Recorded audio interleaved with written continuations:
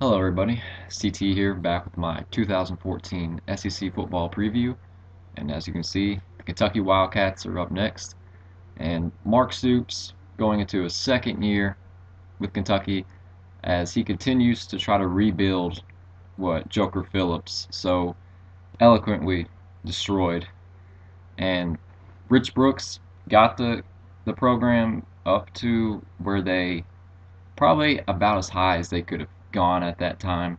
He got them back into the top 10 at one point, and they were winning bowl games every single year.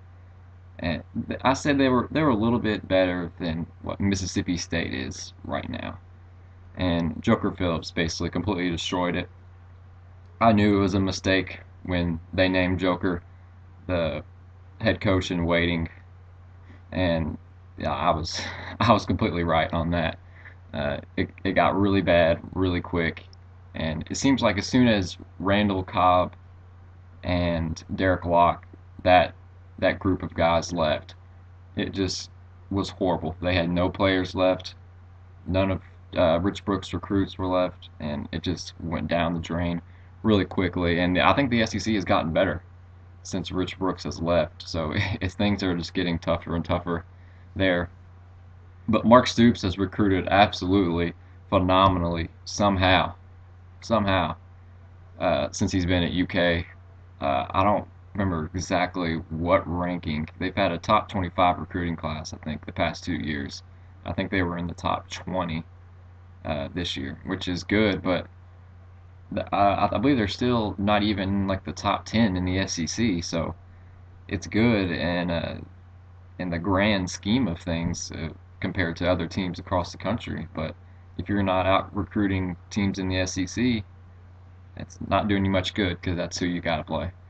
Um, Kentucky was absolutely awful last year in 2013, but I think they were a little bit better than they were in 2012. The record doesn't show that, but they were more competitive in some games. They almost beat Louisville with Teddy Bridgewater, and they almost beat South Carolina on the road somehow. Not real sure how that happened, but they've lost 17 straight road games. Think about that. If you've lost 17 straight road games, uh, you're not going to have a real good record. So they struggle at home as well. But you know, all those road games or against SEC opponents or Louisville. So you know, it kind of makes sense. It's kind of surprising that that's not even higher if you think about it. Um, they're returning seven starters on offense and eight on defense, which I guess it's pretty good. I think they will have to play some more young players this year. Uh, they're the good recruiting class that they had in 2013. Those players will be a year older, so it should be another year better. And they've been a young team the past couple years. Mark Stoops really hasn't played many of Joker's players that he had left here. He's just instantly trying to play the players that he's recruited, which is a good idea. Um, Key losses for Kentucky, though.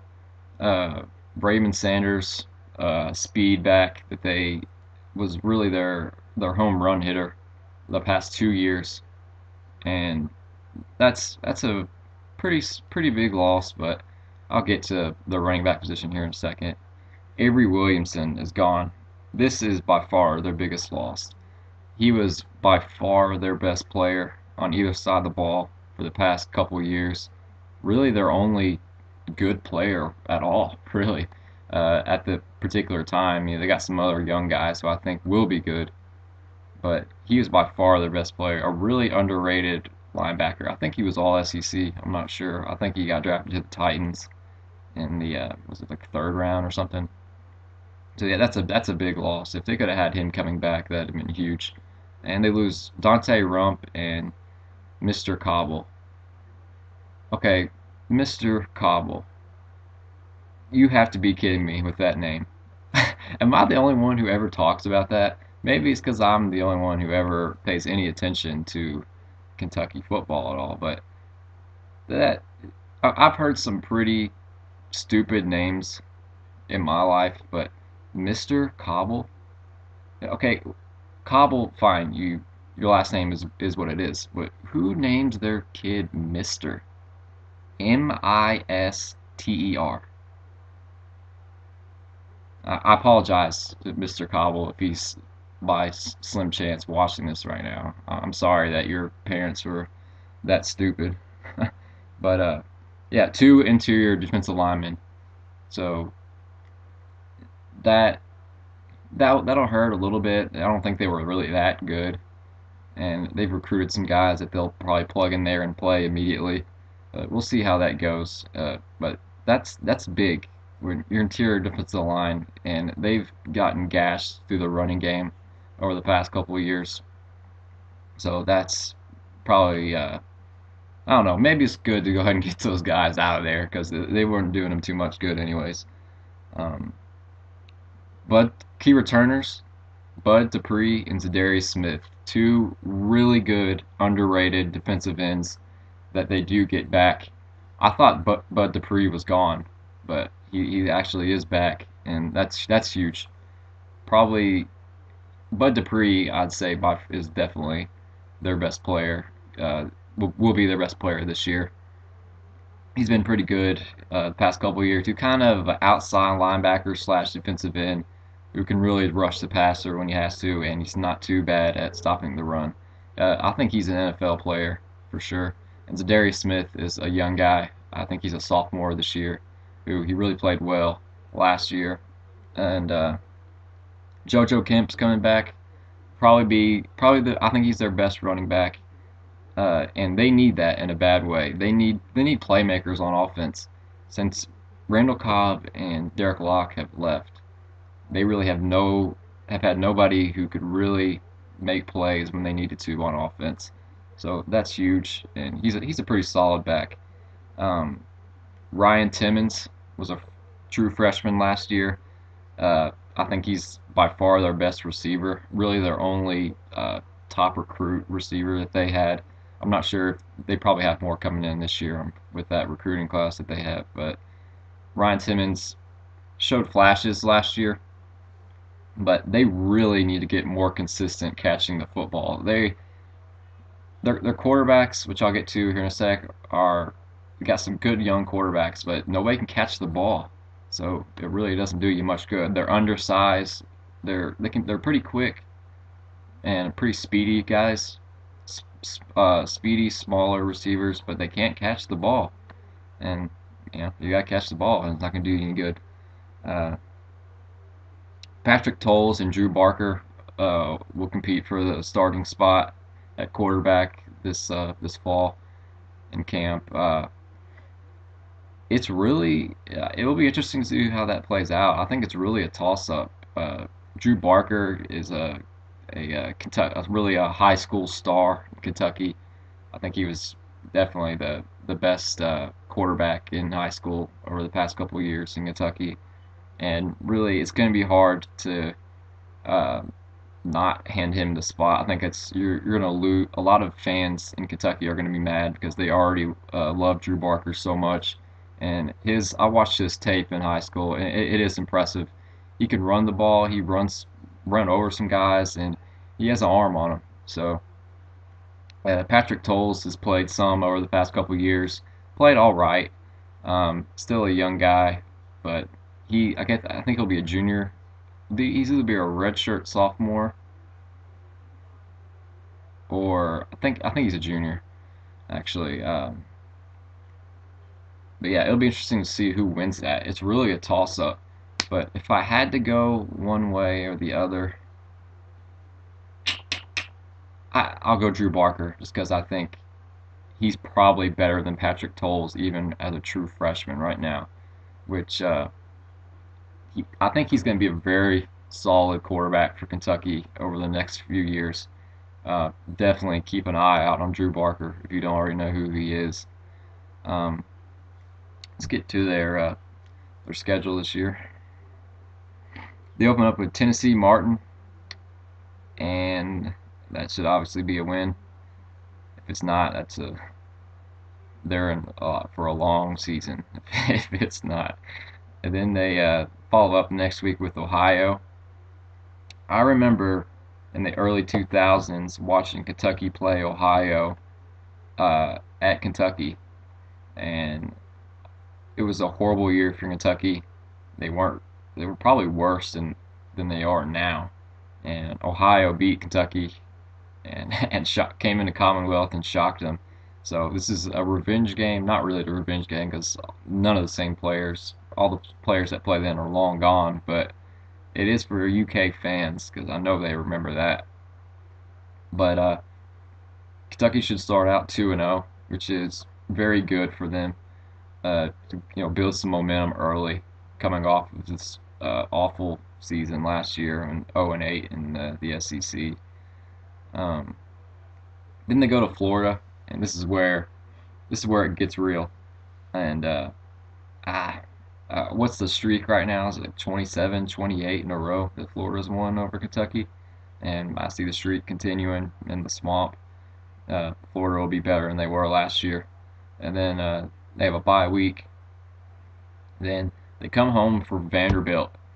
This is huge, and I think that bye week before this game is huge. I'm going to give Kentucky the win here, and I'll tell you why.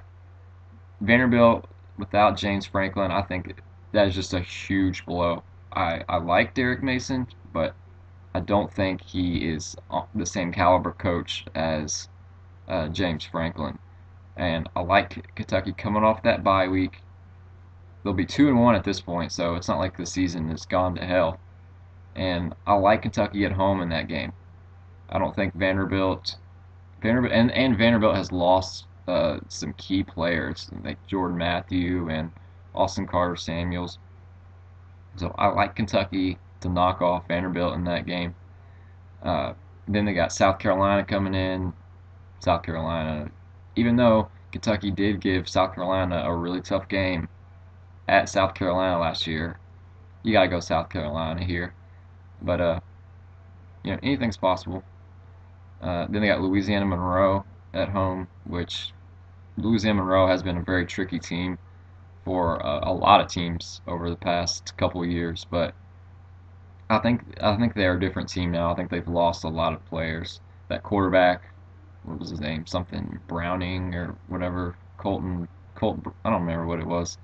I'm just gonna mess that up if I try to guess what it is. But you all know what I'm talking about. He was like a really a dual threat quarterback. It was pretty good. I think he's gone, and most of the good players are gone for Louisiana Monroe. So I got Kentucky taking that one. Then they go to Baton Rouge to play LSU, which they will probably lose very badly. Then they come home for Mississippi State, which is a winnable game for Kentucky, but I think Mississippi State is going to be a very tough game, a very tough team this year. I think they're going to be maybe the best they've been in the Dan Mullen era. So I gotta go with Mississippi State there. Then they go to Missouri, which I think is another winnable game for Kentucky, but on the road, they've lost 17 in a row, and at that point it'll be 18. It'll be 19 in a row. So I think they get their 20th loss on the road in a row at Missouri. And then they come home for Georgia. Georgia just has too many weapons on offense, and their defense will probably be playing a lot better at this point in the season than they were earlier in the year. So, got to go Georgia there. Then they go to Tennessee, which is an interesting game. Two teams who've been recruiting very well, trying to build their programs back up to where they were. And got to go Tennessee there. They've won, like 29 out of the last 30 or something like that. So, yeah, Tennessee and Neyland, yeah, I like Tennessee there. Then they have a bye week, and then they finish the season at Louisville. And this is a really interesting game because Louisville, they lose Teddy Bridgewater, they lose a couple other key players. They they get Bobby Petrino. Bobby Petrino comes back to Louisville, which that's just a really tough break for Kentucky. I think Bobby Petrino's been successful everywhere he's been, everywhere he's gone. So I think that will continue at Louisville, and he'll probably be at Louisville for I think at least 3 or 4 years. So but he moves around so much. He may leave after this year, but I think he's going to stick around for a little bit. But that's trouble for Kentucky. That's a lot of trouble. But I like them here. I think it's a little bit too soon. Trino will have Louisville good probably next year. But this year, I like Kentucky to go to Louisville and knock off the Cards to end the season.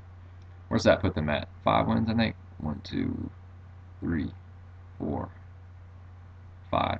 Yeah, 5 wins. If they can sneak another one against Mississippi State or Tennessee, maybe someone else, then that'll give them 6 wins and into a bowl game. But 5 wins, that's a lot better than they were last year, which was 3.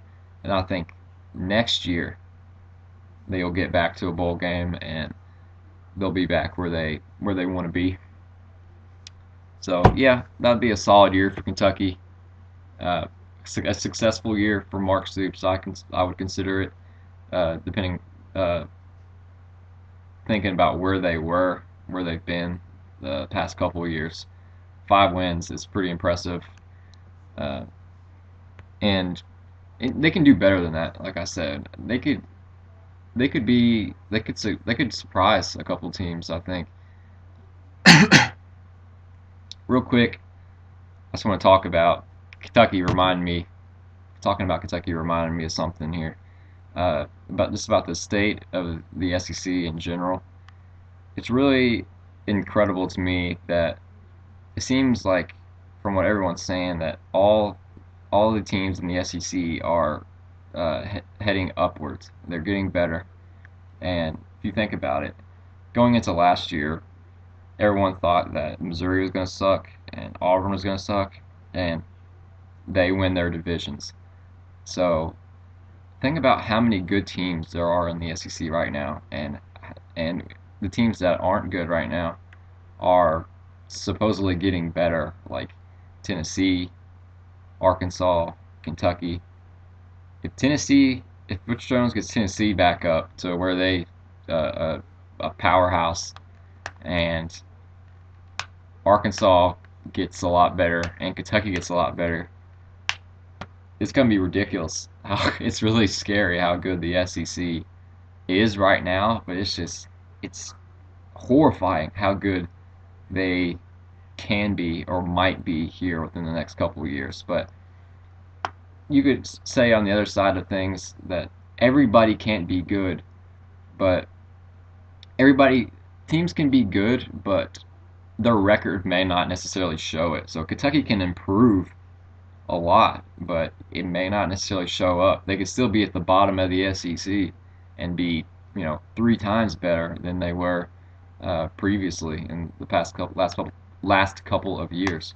So I just want to point that out. It's the overall state of the SEC, and it's kind of scary to think about. But yeah, I think that about does it for Kentucky. And as always, I appreciate you all for watching, and I'll be back soon with another SEC West team. Appreciate you for watching, and I'll see you next time.